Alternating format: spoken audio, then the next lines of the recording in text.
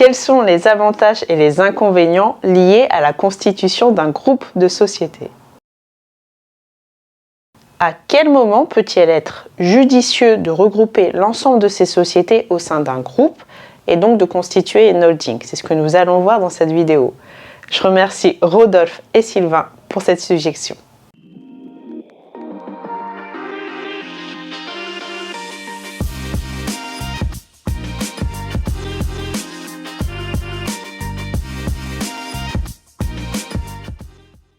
Je suis Solène Coriol, expert comptable, commissaire aux comptes, coach pour entrepreneurs. Mon métier consiste à vous donner des conseils, des astuces et de l'information pour vous permettre d'augmenter la rentabilité de votre entreprise. Chaque semaine, je partage avec les chefs d'entreprise ambitieux mes connaissances en finance d'entreprise, en fiscalité, en ressources humaines. En description, vous trouverez les liens vers mes sociétés. Koi Finance, qui est une société d'expertise comptable qui met l'accent sur la proximité client. Koi Coaching, qui est une société d'accompagnement à la création d'entreprises. Et mon offre de formation pragmatique, directement applicable à votre business, éligible CPF. On va procéder en deux temps. On va d'abord voir tous les avantages liés à la constitution d'un groupe de sociétés et d'une société holding.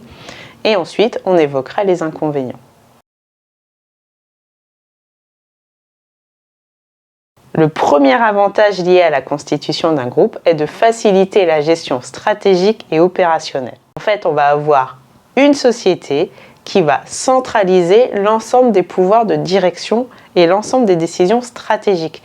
Ce sera plus facile à piloter que s'il y avait plusieurs petites entreprises.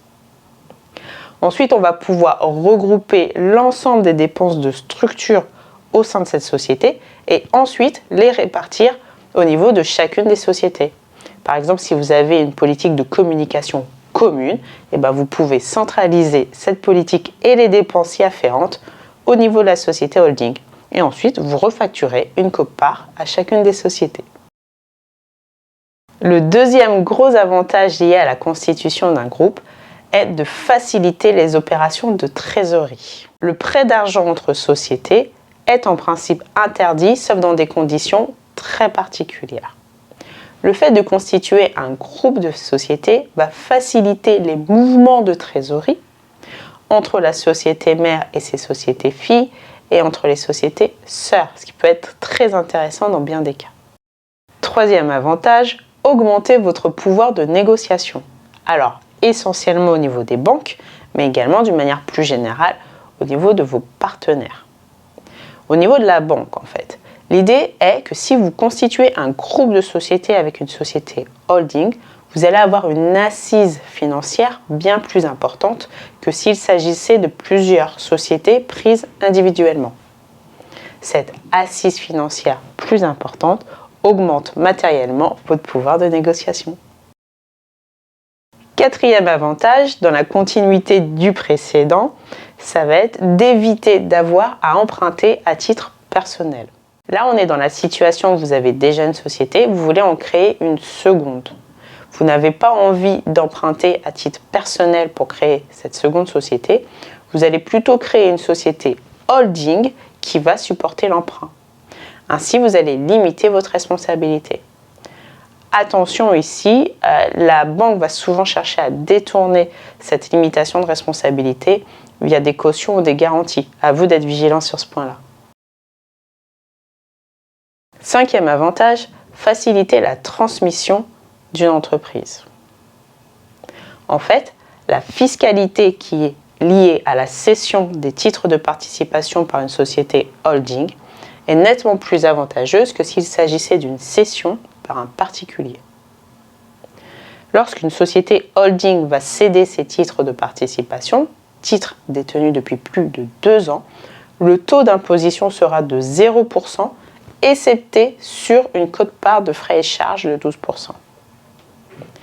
À l'inverse, lorsque c'est un particulier qui cède des titres de société, le taux d'imposition varie en fonction de plusieurs critères, tels que les conditions de départ, la durée de détention des titres, le montant de la plus-value. Mais de toute façon, ce taux d'imposition sera supérieur à celui cité dans le premier cas. Donc là, je vous ai donné 5 avantages liés à la constitution d'un groupe de sociétés. il y a quand même quelques inconvénients. Premier inconvénient, la taxe sur les salaires. En fait, une société holding qui n'a pas d'activité commerciale n'aura pas de chiffre d'affaires soumis à TVA. Dans ces conditions, elle va être assujettie à la taxe sur les salaires.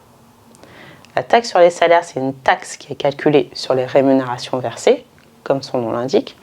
Le barème est un barème progressif qui va de 4,25% à 13,6%. Deuxième inconvénient, alors là c'est peut-être plus un avertissement qu'un inconvénient, mais c'est lié à la position des dirigeants. En fait, il faut être très vigilant. Lorsque la société mère va facturer des prestations à ses sociétés filles, bien souvent on va parler de management fees, il faut faire attention à ce que ces prestations ne peuvent pas être considérées comme étant liées à la présence d'un dirigeant. En fait, il ne faut pas que l'administration fiscale puisse dire normalement, cette prestation, c'est au dirigeant de l'effectuer. Essentiellement, s'il y a des dirigeants sur la société fille, que ces derniers soient rémunérés ou non.